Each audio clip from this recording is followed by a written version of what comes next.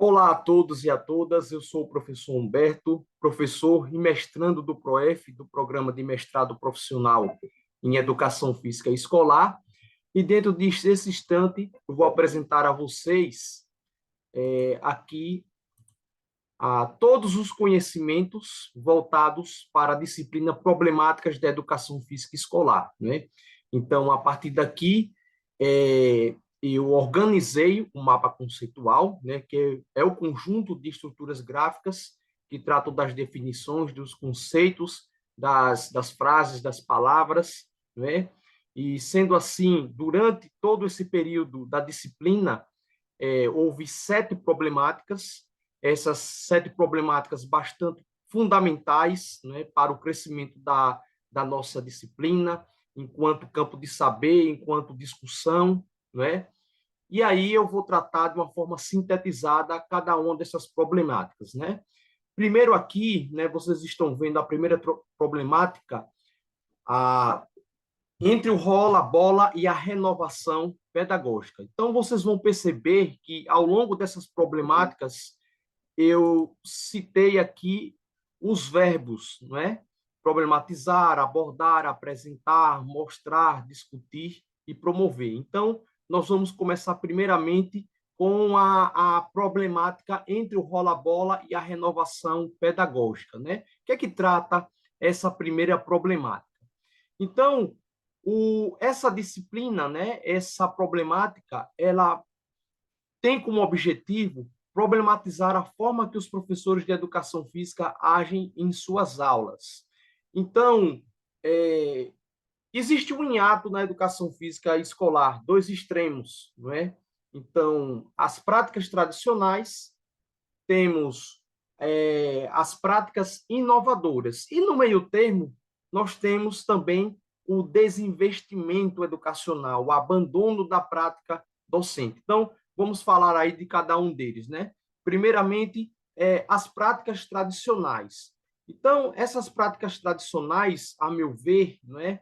Então, elas ainda persistem no ambiente educacional, elas são trabalhadas com enfoque no esporte de rendimento e nos gestos técnicos. Não predomina esse tipo de abordagem na educação física.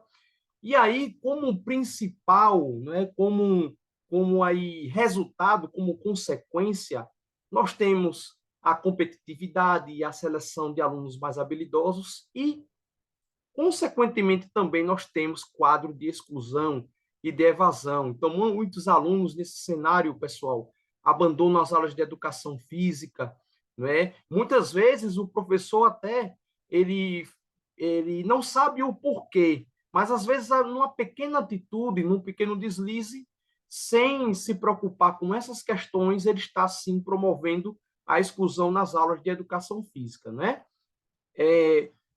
A segunda aqui, né, a segunda problemática é o abandono da prática docente, né? O que é que explica esse abandono da prática docente ou desinvestimento pedagógico, né, na educação? Então, é uma prática também que é bastante comum na educação física escolar. Então, o professor ele praticamente abandona o seu trabalho, não é? E assume uma postura que é passiva. Então, é aquele professor que não tem um compromisso, ele não oferece nenhum tipo de engajamento nas suas aulas. Ele não se preocupa com reflexão, ele não se preocupa com análise sobre suas aulas, ele não permite, dentro de sala de aula, seja na quadra, seja no pátio, reflexão sobre as práticas corporais, né? E que e pasmem, né? Muitas vezes o professor ele fica com um celular, não é? Ou ele fica conversando com os alunos durante as aulas, justamente aqueles alunos que poderiam ali estar participando de uma forma mais ativa nas aulas de educação física, né? Então, só aqui abaixo, pessoal, não existe preocupação do professor em transformar a disciplina no campo de saberes para o aluno. Então, existe ainda esta visão, né, da educação física enquanto uma área que aborda o recreacionismo, que tanto a Soraya Darido fala, né, que é o outro extremo da educação física. Então, nós temos um extremo, a competitividade, né? Então, isso é uma característica do esporte de rendimento, e nós temos um outro extremo, que é essa parte do recreacionismo, do rolar bola, né, como a gente popularmente chama. Né? A segunda abordagem é ensinar a fazer e ensinar sobre o fazer na educação física escolar. Então, tem como objetivo abordar, né, as interfaces entre o que se costuma denominar de prática e teoria na educação física. Então, procura aqui discutir como se deve relacionar a experiência corporal, a vivência das práticas corporais com o conhecimento sobre as práticas corporais.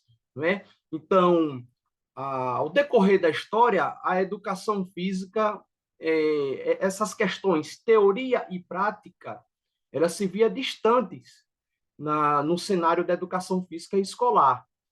Então, praticamente, elas eram separadas dentro desse contexto, né?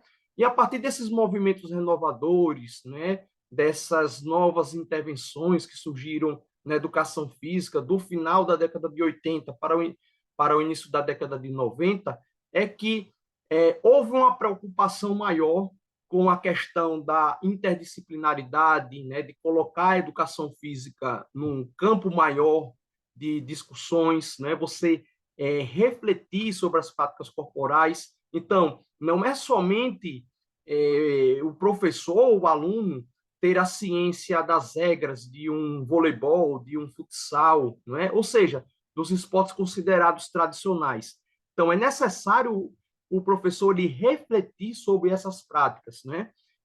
Às vezes eu falo muito para os meus alunos, alguns têm até uma dificuldade deste tipo de entendimento, mas eu falo bastante para eles, né?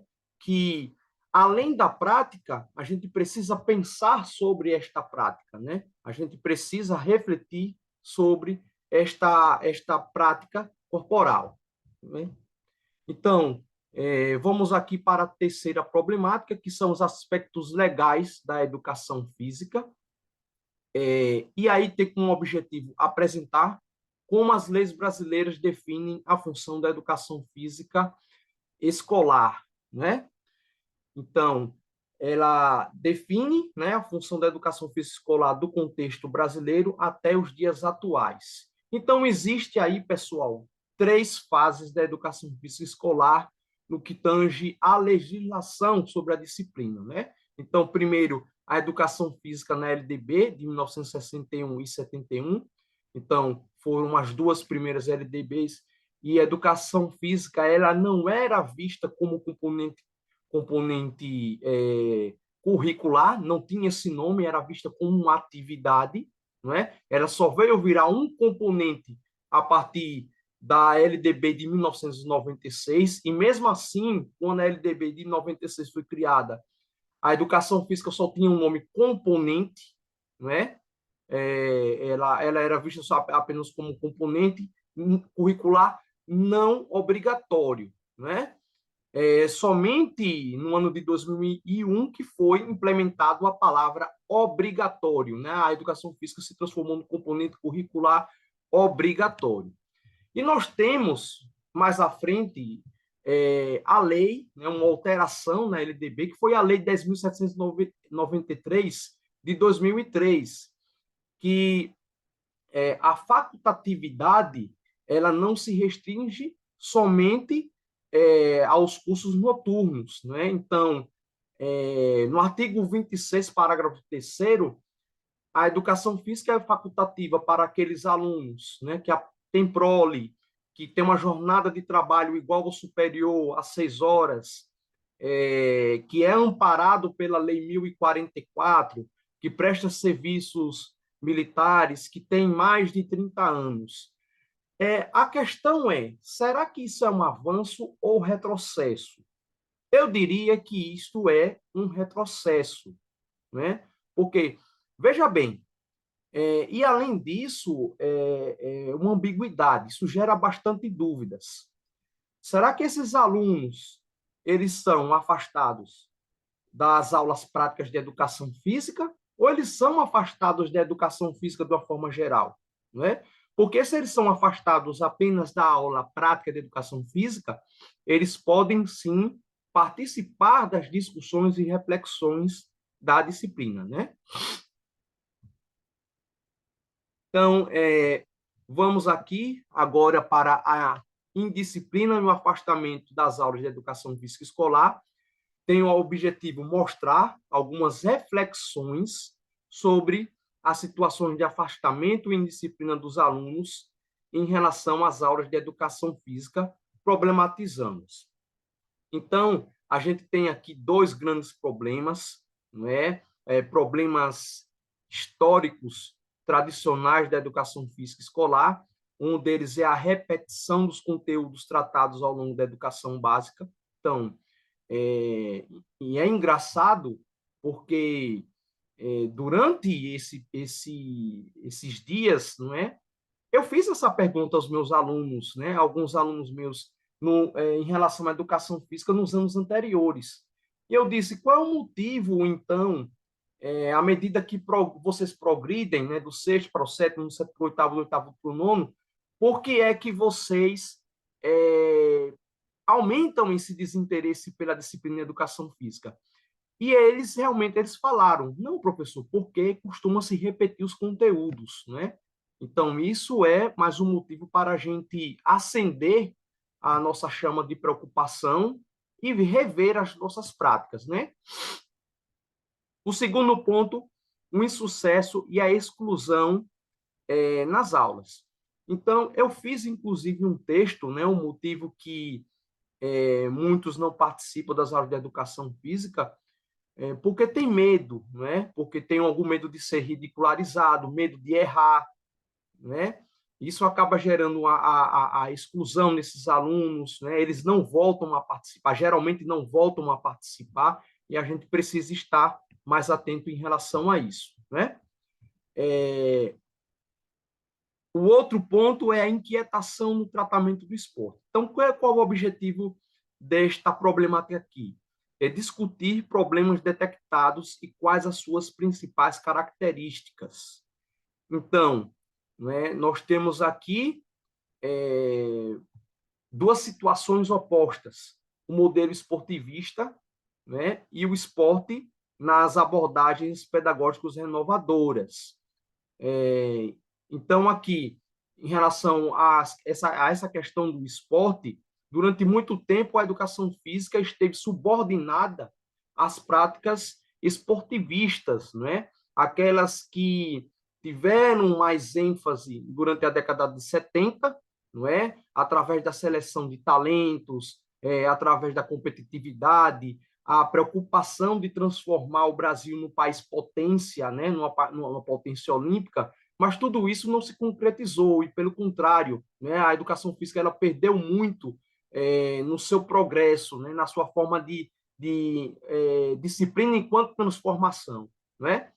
E nós temos aqui o esporte nas abordagens pedagógicas renovadoras. Né? Esta sim que é um campo de discussão, costuma ser um campo sempre de uma emergência, né? Trata de temas emergentes da educação física, temas inclusive recorrentes, como esses que nós estamos vendo aqui, né? Em relação a essas problemáticas. A renovação da educação física, ela sempre está à tona, e aí eu costumo dizer que ainda não se chegou ao produto, não é? Como ter uma educação física inovadora, não é? Mais renovada. Então, isso depende de muitos fatores, pessoal. Depende da questão, isso passa pelo próprio professor, isso passa pela gestão escolar, isso passa pela questão dos materiais esportivos, não é? Então, várias situações como essa aqui. Nós temos a penúltima problemática, que foi a questão de gênero. Então, o que é que trata aqui essa problemática, né? O objetivo é promover reflexões a respeito das questões de gênero nas aulas de educação física escolar e das implicações dessas questões nos processos de ensino e aprendizagem. Pessoal, existem dois conceitos que muitas pessoas confundem, né? O primeiro conceito é relacionado a gênero e o segundo, sexo. Vamos falar primeiramente aqui de sexo, né? Sexo é um termo utilizado para identificar as características anatômicas que diferenciam um homem de uma mulher. E no caso gênero, são condições sociais, não é? São construções histórico-sociais que, através dela, podemos identificar homem ou mulher, né? Então, identificar como masculino ou feminino. Então, aqui, Gellner, né, é uma autora que ela tem essa preocupação, tem muitos artigos dela, inclusive voltados para gênero. Então, ela propõe uma intervenção que evite a desigualdade de gênero e respeite a diversidade. Né? E aqui eu coloco uma participação minha nas aulas de educação física, né? Uma intervenção minha, que eu apliquei justamente uma situação voltada para a sensibilização das questões de gênero, e eu fiz essa sensibilização através de um questionário. Então, muitas meninas nesse questionário, elas não responderam, assim, elas responderam o fato de não participar das aulas de educação física porque elas tinham medo de serem ridicularizadas ao errar, né? Então, qual a solução que a gente adota nessa questão aí, não é? Então, é importante propor a conscientização, né, da equidade de gênero, né, modificação de regras, de jogos, esportes também, que são fatores importantes que ajudam a desconstruir o preconceito e a discriminação de gênero, né? São essas intervenções que, ao meu ver, são de extrema importância para a gente discutir a questão de gênero nas aulas de educação física. E, por último, o ensino por meio de temas geradores, né? Esse tema que é importante, e aí passa através do Paulo Freire, né, com a pedagogia do oprimido, Paulo Freire, que bebeu também na fonte de Marx, né? A abordagem, a perspectiva materialista dialética, né? E o que é que trata aqui esta problemática? Tem como objetivo construir práticas que propiciem aos alunos uma visão mais crítica do mundo que o rodeia, né? Então, Paulo Freire então tem como um dos seus principais vieses, né? Se não o principal mesmo, a questão crítica, né? Ele pregava muito a questão reflexiva, né? Que as pessoas, né? A educação, o conhecimento, ele não pode ficar estático, não pode estacionar, né? Não são estacionários. E aí, Gadotti, nesse quesito, ele divide esses temas geradores em três partes, né? A etapa de investigação, a etapa de tematização e a etapa de problematização. Então, o que é a etapa de investigação?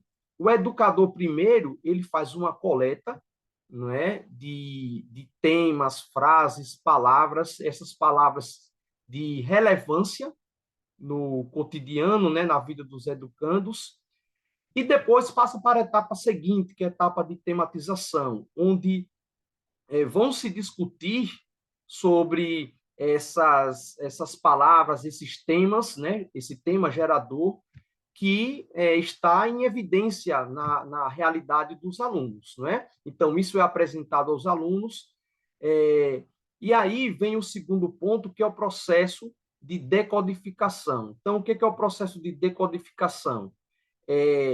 Até onde se sabe sobre este assunto.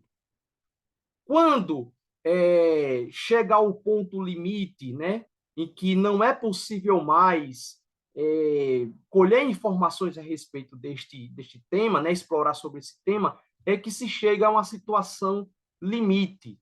Né? E o que a partir da situação limite, a gente pode aqui trazer?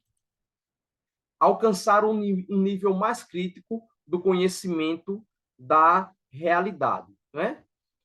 E no terceiro ponto, nós temos a etapa de problematização. O que é a etapa de problematização? A etapa de problematização é a terceira e a última etapa, onde se constrói a praxis, né? Através do processo teoria, prática, teoria. E neste ponto, o educador, tanto o educador e o educando, eles aprendem juntos. Então, não é somente a apreensão do conhecimento. Além de aprender o conhecimento, além do aluno aprender conhecimento, ele precisa obter uma reflexão em relação a esse conhecimento. E aí, pessoal, como eu falei, essa praxis, né, que aí a praxis, na verdade, quando uma teoria ela é criada, né, uma nova teoria é criada, então ela é desenvolvida pela reflexão, ação, certo, pessoal? Então, eu espero que a partir desse mapa conceitual vocês tenham entendido, né? Tenham aqui, através desse mapa conceitual, vocês tenham passado assim por esclarecimento, não é? E eu fico por aqui, não é, pessoal? Então foi uma honra muito grande apresentar essas problemáticas da educação física escolar, né, com o professor Silvan e com meus demais colegas, e que essas indagações, essas problemáticas, né, elas não parem por aqui, né, que elas continuem cada vez mais para que a gente construa uma educação física de qualidade, né, a melhoria da educação física e da educação de uma forma geral, certo? Um abraço, pessoal. Até mais.